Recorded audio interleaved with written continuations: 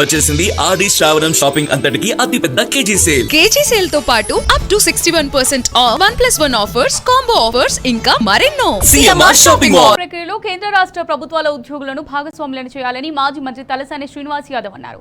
ప్రత్యేక ఓటర్ సవరణ కార్యక్రమం అంతా గందరగోళంగా ఉందని, మరో 6 నెలల పాటు ఈ కార్యక్రమాన్ని పొడిగించాల్సిన అవసరం ఉందన్నారు. ఈ ప్రక్రియ మొత్తం సక్రమంగా సాగేందుకు సిబ్బందిని పెంచాలని కూడా తలసాని డిమాండ్ చేశారు.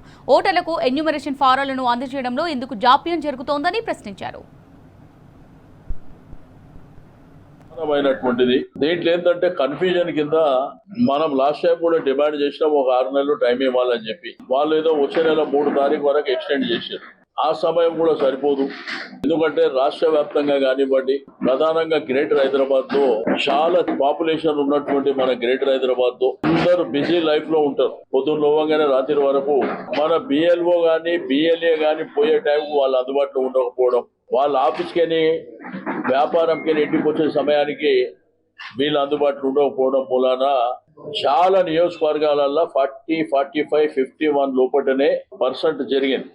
ఎవరున్నారు మీ ఇంట్లో అని అడగడము, అంటే 24 సంవత్సరాల క్రితం ఇంట్లో ఎవరున్నారు వాళ్ళకి ఎట్లా తెలుస్తుంది?